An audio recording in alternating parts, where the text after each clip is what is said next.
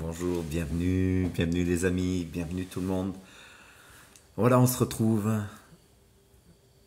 tous les matins, nous avons un rendez-vous ensemble. Et voilà, c'est vraiment une joie de connecter, d'avoir des nouvelles comme ça des uns des autres. Bienvenue à vous tous, on va commencer dans un très court instant, juste le temps que plusieurs se connectent.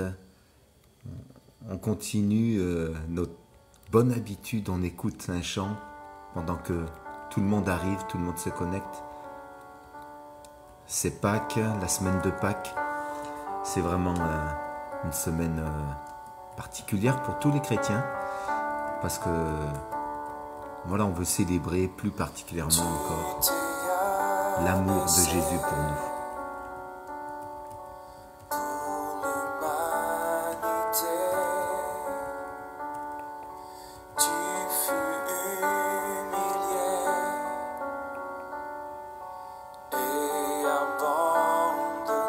Bienvenue à vous tous, on va encore considérer l'amour de Jésus pour nous. On écoute ce chant magnifique de notre ami Dan. Tu payas le prix sans crainte aujourd'hui. On peut rendre gloire au Seigneur sans crainte parce qu'il nous aime.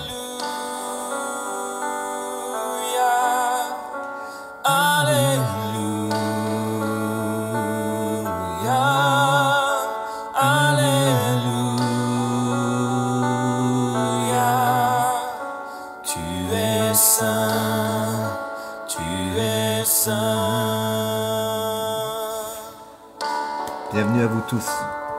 On commence par adorer le Seigneur et ensuite on va considérer la force dans la faiblesse ce matin. Je suis à tes pieds pour te remercier d'avoir accepté de tout supporter, éprouvé je tiens, pardonner je viens, avec tous les saints, chanter tu reviens, Alléluia.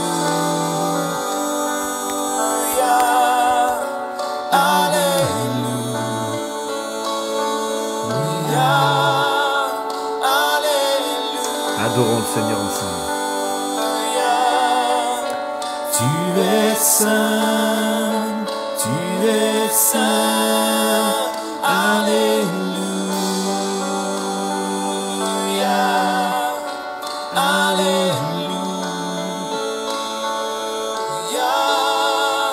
Alléluia. Amen, adorons le Seigneur ensemble. Oh, il est saint, tu es saint.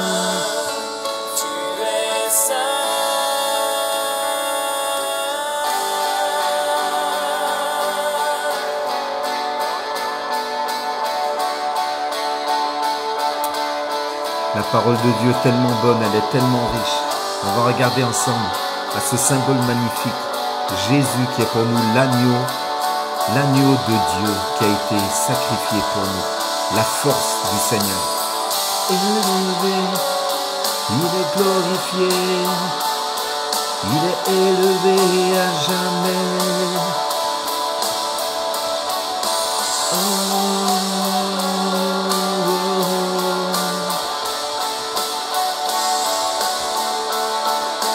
Chantons-le, on le déclare ensemble.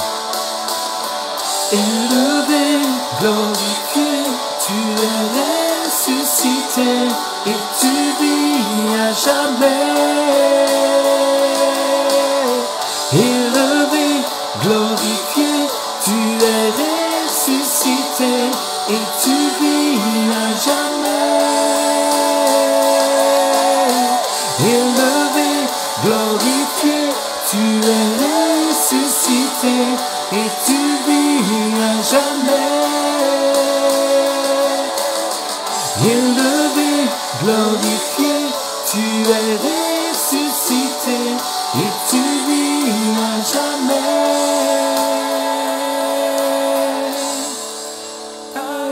Alléluia,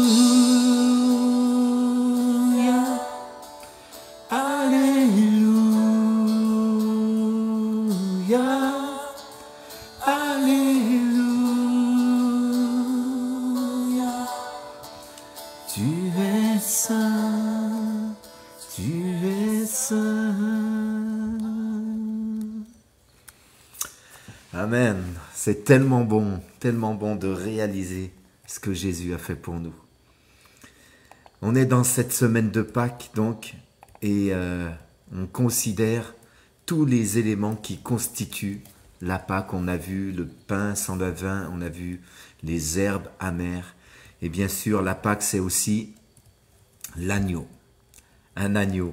On lit juste ce texte, voilà, dans Exode. C'était la Pâque juive, la Pâque, à ce moment où Dieu a fait en sorte que son peuple, le peuple d'Israël, qui était tenu esclave depuis 400 ans en Égypte, soit libéré. Il a envoyé Moïse, son serviteur. Aaron était avec lui, et puis il y a eu ces 10 plaies d'Égypte très connues, puis cette dernière où l'ange de l'Éternel passait, et il venait pour prendre la vie des premiers-nés des familles, mais pour ceux qui avaient le sang d'un agneau sur les poteaux, le linteau de leur porte, l'ange de l'Éternel passait outre, et ils échappaient ainsi à ce fléau terrible, à ce jugement de Dieu. Ils étaient sauvés, ils étaient préservés. Et donc Exode 12 nous dit, l'Éternel dit à Moïse et à Aaron dans le pays d'Égypte, ce mois-ci sera pour vous le premier des mois, il sera pour vous le premier des mois de l'année. Parlez à toute l'assemblée d'Israël et dites, le 10e jour de ce mois, on prendra un agneau pour chaque famille, un agneau pour chaque maison. Si la maison est trop peu nombreuse pour un agneau, on le prendra avec son plus proche voisin, selon le nombre des personnes. Vous compterez pour cet agneau d'après ce que chacun peut manger. Ce sera un agneau sans défaut, mâle, âgé d'1 an. Vous pourrez prendre un agneau ou un chevreau. Vous le garderez jusqu'au 14e jour de ce mois, et toute l'assemblée d'Israël l'immolera entre les 2 soirs. On prendra de son sang, et on le mettra sur les 2 poteaux, et sur le linteau de la porte des maisons, et on le mangera. Cette nuit même, on en mangera la chair, rôtie au feu, on la mangera avec des pains sans levain et avec des herbes amères. Vous ne le mangerez pas à demi-cuit et bouilli dans l'eau, mais il sera rôti au feu avec la tête, les jambes et l'intérieur. Vous n'en laisserez rien jusqu'au matin, et s'il en reste quelque chose le matin, vous le brûlerez au feu. Quand vous le mangerez, vous aurez vos reins sains, vos souliers aux pieds et votre bâton à la main. Vous le mangerez à la hâte. C'est la Pâque de l'Éternel. Voilà ce qui s'est passé. Ici, on a beaucoup de symboles. On a cet agneau, et puis on a l'attitude que doivent avoir ceux qui prennent, ceux qui mangent cet agneau. L'agneau nous est signalé qu'il doit être rôti au feu et non pas bouilli. Il doit être mangé, enfin il doit être cuit avec, sans enlever aucune partie, la tête, les jambes et tout l'intérieur. Et puis les Israélites devaient tout manger. Et s'ils n'arrivaient pas à tout manger, ils devaient brûler le reste. Rôti au feu, ça nous parle de ce feu purificateur, le feu de l'épreuve. Et c'est pour ça qu'il ne devait pas être bouilli, ni à demi-cuit, mais complètement passé par le feu de l'épreuve. Et c'est sûr que l'agneau qui a été immolé pour nous, bien sûr il est question pour nous de, comme Jean-Baptiste va dire, de l'agneau de Dieu qui ôte le péché du monde, il est question de Jésus, bien sûr. Et Jésus est passé par le feu de l'épreuve également. Il n'a pas cherché à éviter son épreuve. Ce feu du jugement également qu'il a porté, lui, sur ses épaules, à notre place. C'est le feu du jugement de nos péchés. Et il n'a pas échappé, il n'est pas passé par un demi-feu, il est passé par le feu de l'épreuve complet. Il a porté tous nos péchés, nous dit la parole de Dieu. Et tout le sacrifice est à prendre. On ne peut pas nous choisir, on ne peut pas enlever une partie de ce que Jésus a fait pour nous. Il a tout accompli parfaitement. Et tout est à prendre. Et comme on l'a considéré, nous devons manger quelque part nous aussi cette Pâque, manger de cet agneau qui a été immolé pour nous, manger de ce sacrifice-là qui est complet, qui est entier. J'imagine, je ne suis pas un spécialiste de la cuisson de l'agneau, mais j'imagine que de cuire l'agneau avec la tête, les jambes et l'intérieur, je ne pense pas que ce soit pratique ordinaire. J'imagine juste que ça doit être assez amer, assez particulier. J'ai jamais goûté ça de cette façon-là, mais on imagine que si les cuisiniers et les bouchers qui nous préparent la viande enlèvent toute la partie intérieure, enlèvent la tête, même pour, voilà, je sais pas comment ça se passe pour un méchoui non plus exactement, mais j'imagine que ça a une raison, c'est que ça doit apporter de l'amertume. Et Jésus a, encore une fois, pris cette amertume, l'amertume de nos péchés. Lorsqu'il est à Gethsémane, en train de prier, Père, si tu pouvais éloigner de moi cette coupe amère, cette coupe, c'était le symbole de l'amertume de nos fautes, de nos péchés, la culpabilité qu'il allait prendre à notre place, le prix qu'il allait payer pour nous. Il portait le poids de nos péchés, la culpabilité, il allait souffrir, il allait mourir à cause de nos péchés, nous dit la parole. Et il a pris cette amertume. Et nous devons nous aussi quelque part manger, si tout est dans l'agneau, manger aussi notre amertume quelque part. Cet agneau devait être un peu amer, j'imagine. Et Jésus nous dit que si lui a porté sa croix, que évidemment nous ne pouvions pas nous porter. Nous ne pouvons pas, on a considéré ça dimanche ensemble, porter nos fautes nous-mêmes. Nous ne pouvons pas nous-mêmes mourir pour nos péchés. Cela ne servirait à rien car notre sacrifice serait vain. Il ne serait pas agréé par Dieu. Nous ne sommes pas sans défaut, sans tache. Nous sommes tachés par le péché. Toutefois, Jésus nous dit, nous sommes appelés à porter notre croix. Ça veut dire quoi? Ça veut dire faire un choix de sacrifice personnel pour suivre Jésus. Si lui a fait le sacrifice de sa vie afin de nous sauver, nous devons, nous aussi, offrir notre vie à Christ pour le suivre. Ce n'est pas possible de prendre qu'une partie de l'évangile, de prendre que la bénédiction, sans la partie sacrifice. Ce n'est pas possible de manger uniquement un agneau en ayant enlevé tout ce qui peut le rendre amer. Il nous faut aussi, comme dit la parole, payer le prix. Et c'est quoi payer le prix pour suivre Jésus? C'est prendre sa croix. Ça veut dire oui, je renonce à moi-même, je renonce à mes projets, je les soumets, je renonce à mes habitudes de péché, j'abandonne mon péché, ma vie de pécheur, et je marche dans ta vie de justice. Je te suis, toi, Seigneur. Donc on doit manger l'agneau, tout le manger.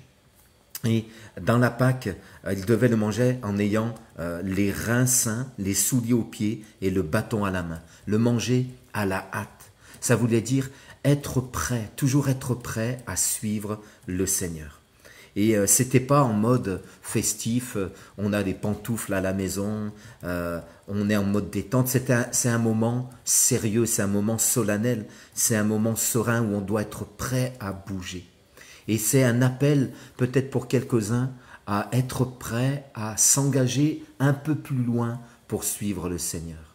Je ne sais pas ce que le Seigneur met dans votre cœur, ce qu'il dépose en ce moment même, cet appel peut-être sur votre vie, mais il vous appelle à aller plus loin. Gardez vos reins sains, ayez vos souliers aux pieds, soyez prêts à faire ce que Jésus vous dit. Ne négociez pas, ne discutez pas, ayez le bâton à la main, soyez prêts pour ce pèlerinage, ce voyage que le Seigneur vous invite à faire avec lui.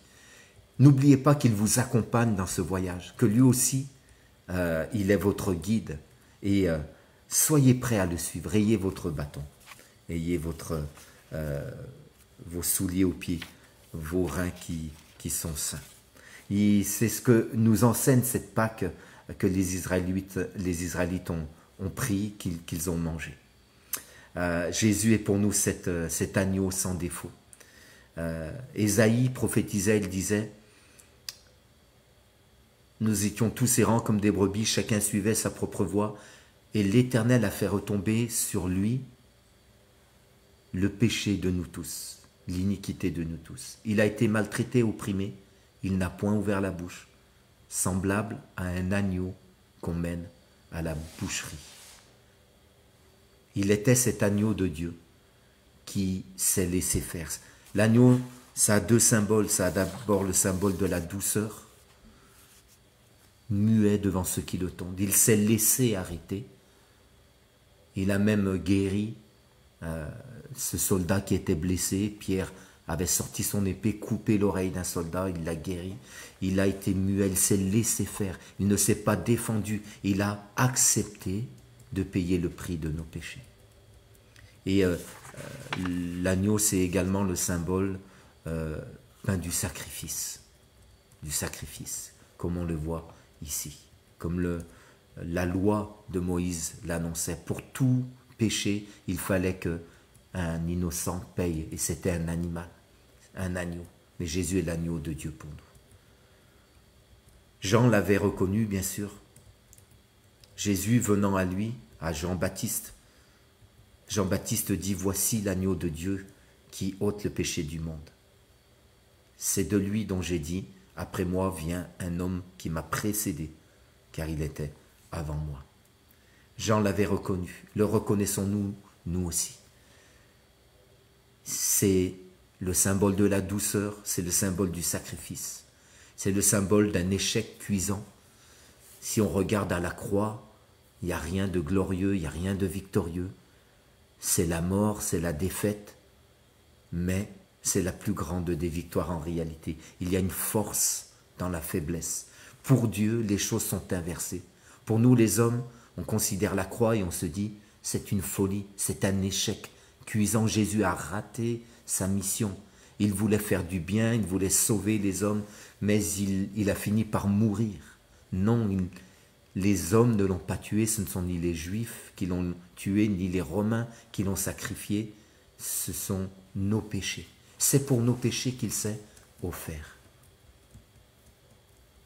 Dans 1 Pierre, il est dit ceci, 1 Pierre chapitre 1er, verset 9. Ce n'est pas par des choses périssables, par de l'argent ou de l'or, que vous avez été rachetés de la vaine manière de vivre que vous avez hérité de vos pères, mais c'est par le sang précieux de Jésus-Christ, comme d'un agneau sans défaut et sans tache, prédestiné avant la fondation du monde et manifesté pour vous et à cause de vous. Et c'est lui que Dieu a ressuscité d'entre les morts. C'est lui que le Père a approuvé dans son sacrifice. C'est Jésus, l'agneau de Dieu.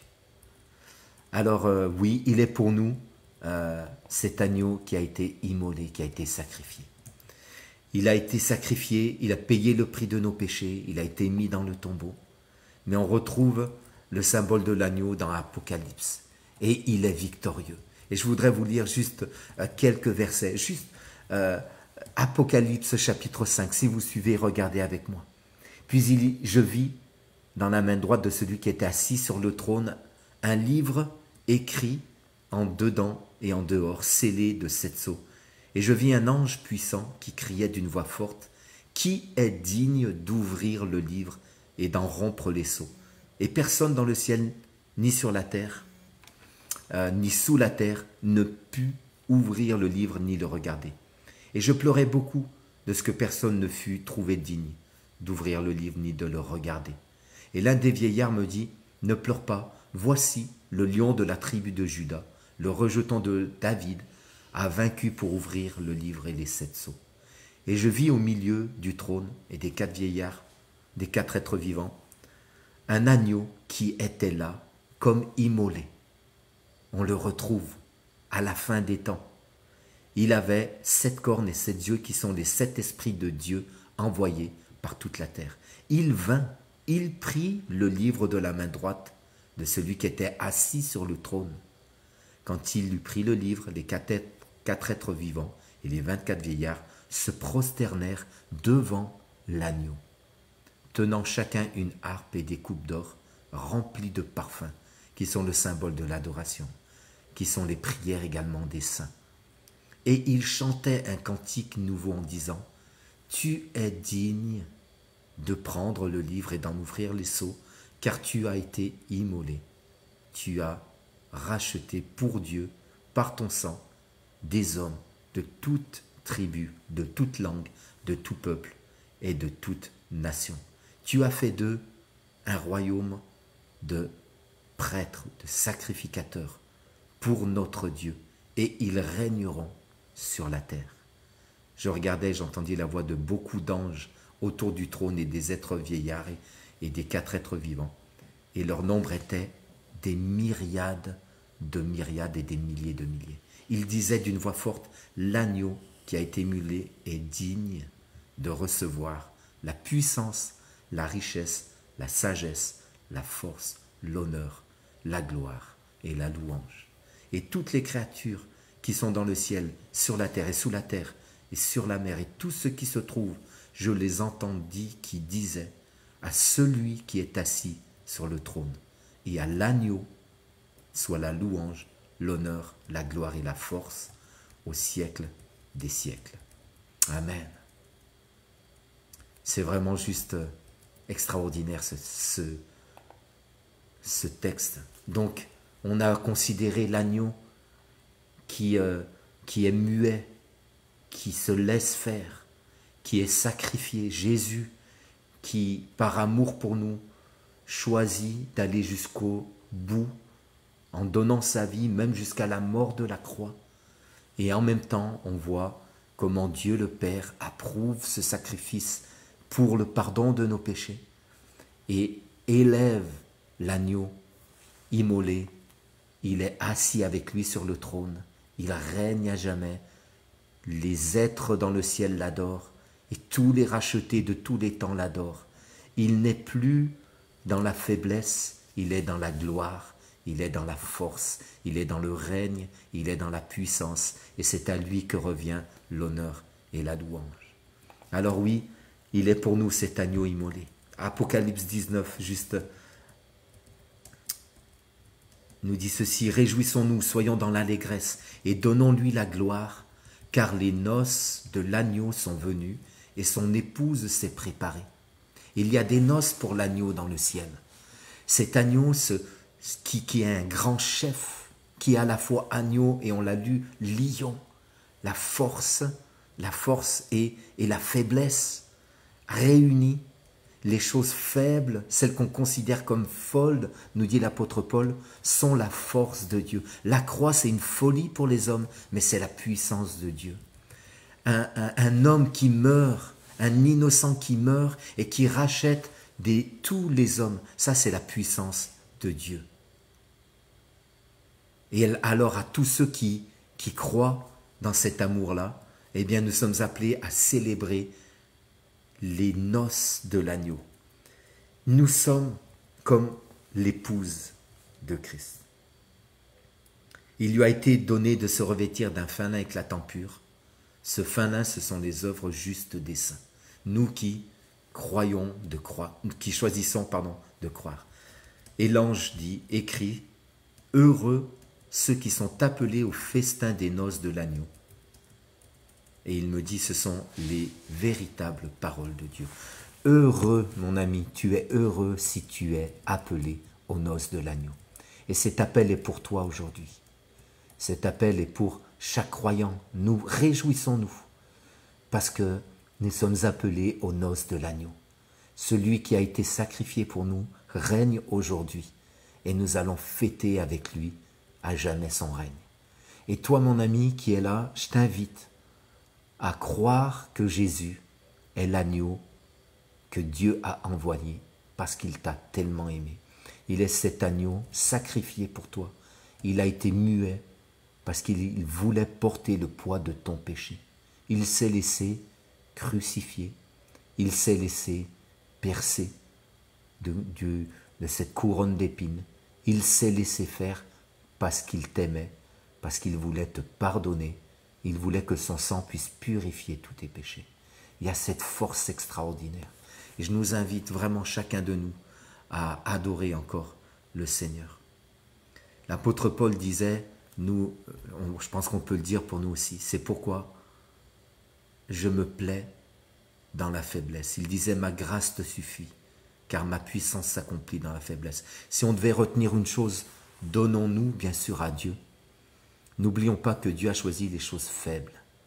Il a choisi que Jésus vienne non pas comme un roi puissant, dominant, il aurait pu, mais il a choisi que Jésus vienne comme un serviteur, souffrant, comme un agneau qui s'est laissé amener à la boucherie. L'agneau de Dieu.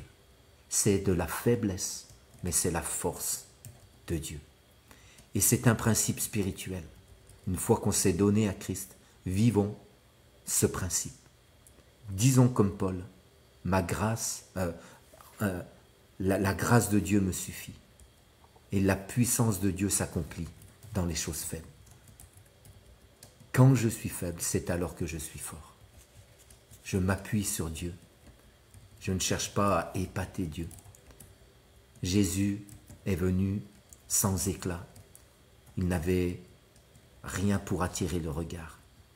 Mais quelque chose de très fort attirait les hommes. C'était l'amour qu'il manifestait. Aujourd'hui, il n'y a rien d'autre que l'amour de Christ pour t'attirer à Dieu le Père, à ton Créateur. Laisse-toi juste attirer.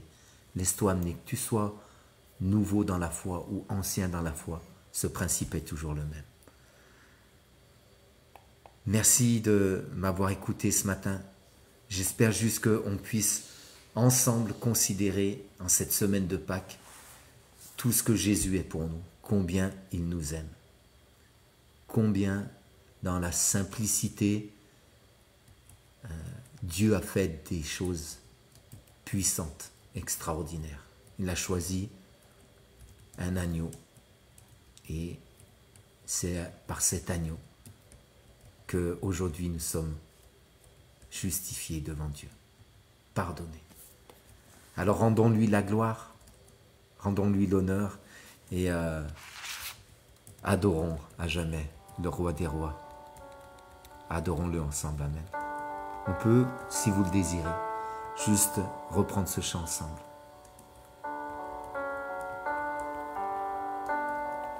Soyons reconnaissants, considérons l'amour de Dieu pour nous. Et Pâques arrivera dimanche. Nous allons encore adorer celui qui s'est abaissé. Nous allons le célébrer. Nous allons fortifier nos cœurs par cette puissance de la Pâque. Un agneau qui change la vie de tous les hommes. Aujourd'hui, il règne à jamais. Et on veut l'adorer. On veut faire partie des noces de l'agneau. On veut nous aussi, comme lui a payé un prix, payer le prix sur cette terre. Prendre notre croix pour le suivre. Et être avec lui dans sa joie pour l'éternité. Amen.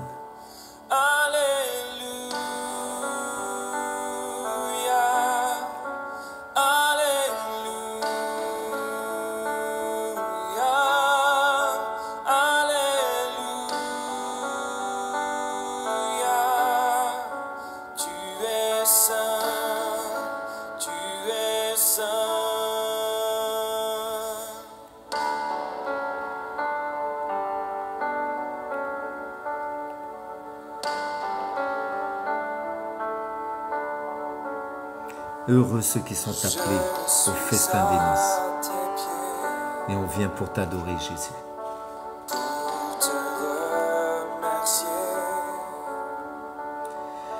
D'avoir accepté de tout supporter,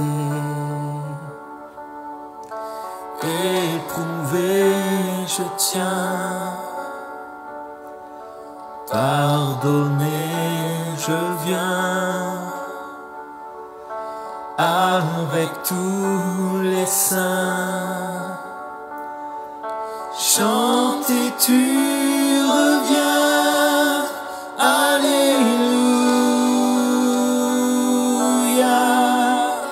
Alléluia,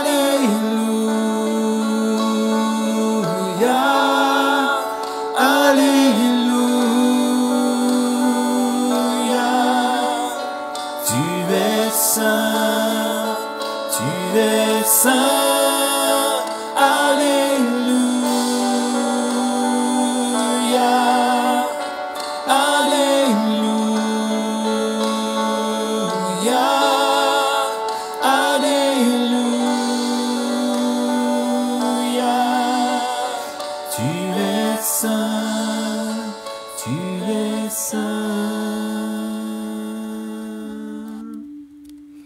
Il est saint et on va l'adorer à jamais. Merci d'avoir été là présent. Si vous pensez que cet enseignement, ce partage peut être en bénédiction à quelques-uns, n'hésitez pas à partager sur Facebook, voilà, parmi vos amis. Et pour la jeunesse, rendez-vous ce soir. Le programme est sur la page Facebook de l'église, âme active. Non, on est jeudi, c'est demain, pardon. Je suis un peu en avance. Voilà, donc vous avez toutes les infos sur la page Facebook. Vraiment, soyez bénis. Merci d'avoir participé. À très bientôt les amis, bonne journée à vous. S'il y a un quelconque besoin de prière, n'hésitez pas à envoyer-nous un message en privé et puis une équipe se tient à votre disposition pour prier avec vous. Soyez bénis, le Seigneur vous encourage. À très bientôt.